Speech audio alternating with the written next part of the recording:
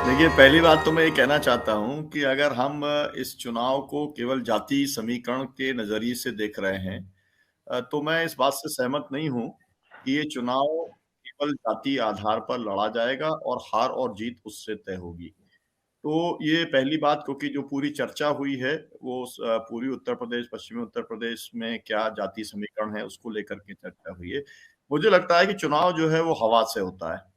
और इस समय हवा जो बह रही है, वो योगी जी के खिलाफ में बह रही है और अखिलेश जी के पक्ष में बह रही है। तो एक तो हवा की बात है। दूसरे जो लोगों के मुद्दे हैं, वो जातीय मुद्दे नहीं हैं। अब वो मुद्दे जो हैं बेरोज़गारी के हैं, वो मुद्दे जो है महँगाई के हैं, वो मुद्दे लोगों के साथ में जो जुड़े हैं, वो उनके उत्पीड़न के मुद्दे हैं या उनकी अस्मिता के मुद्दे हैं।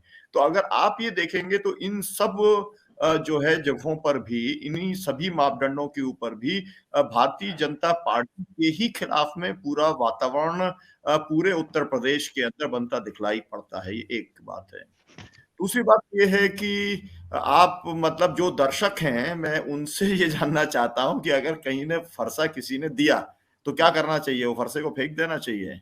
अगर गदा कोई देता है, तो उसको आप लोगे, अगर कहीं पर कोई तलवार देता है, तो उसको आप लोगे, तो और कृष्ण जी का फ़ोटो कोई देता है, तो आप लोगे और अगर कोई आपको जो है फरसा देता है, तो आप उसे फेंक दोगे क्या? मुझे लगता है कि जो लोग राजनीति करते हैं, जो राजनीति को देखते हैं और जो एक इस तरीके के कार्यक्रमों को देखते हैं, तो मुझे लगता नहीं है कि ये एक ऐसा बड़ा इश्यू है जिसके ऊपर जो है बहुत सारे लोग चिंतित हैं कि बहुत बड़ा अनर्थ कर दिया उन्होंने और बहुत बड़ा अपराध कर दिया। मुझको ऐसा लगता नहीं है। आप ही के शायद चैनल के ऊपर सिंबोलिज्म की जो पॉलिटिक्स है जो है उससे कोई अलग आज की तारीख में नहीं हो सकता। तो इसलिए मैं वो दूसरी बात ये कहना चाहता हूँ। तीसरी बात ये है कि अगर इन्हें ऐसा ही लगता होता, अगर ऐसा होता कि जो ब्राह्मण हैं वो बहुत उनके साथ हैं, तो अभी जो है मैं पढ़ रहा था कि कानपुर के एक जो है आईपीएस को ये लेकर के आ रहे हैं और कहाँ से लड़ा रहे हैं? ये कन्नौज से लड़ा रहे हैं, सदर से। और जो है मतलब उन्होंने बीजेपी ज्वाइन की और कन्नौज सदर से वो चुनाव लड़ने वाले हैं। अब आप मेरे को बताइए इसका मतलब क्या है? इसका मतलब ये है कि आपको कोई आपके पास में ऐसा वर्कर नहीं है पार्टी का, संगठन का, जो चुनाव लड़ सके और मतलब जाति के आधार के ऊपर भी मान लिया जाए तो भी लड़ सके। तो इसलिए आपको एक आईपीएस अधिकारी को जो है वो आपको इस्तीफा दे करके लाना पड़ रहा है ताकि वो अपने जो एक ऑरा होता है कमिश्नर का कानपुर के, उसके हिसाब से लड़ सके। तो इसी से मालूम पड़ता है कि भारतीय जनता पार्टी को इस बात का एहसास हो गया है कि मामला जो है वो एक तरीके से हारी हुई बाजी का मामला है। दूसरी बात मैं एक और कहना चाहता हूँ, जो बात शीतल भाई साहब ने कही थी कि जिस तरीके से मध्य प्रदेश के अंदर, जो मैंने पहले भी कहा था कि एक एकजुटता बनी है इस जाति जनगणना के सवाल को लेकर के, ओबीसी की जो एकजुटता बनी है वो अभूतपूर्व है। वो मंडल के बाद की पहली उस तरीके की एकजुटता है और वो एकजुटता जो है बराबर वो समाजवादी पार्टी और उसके गठबंधन के वो साथ रहने वाली है,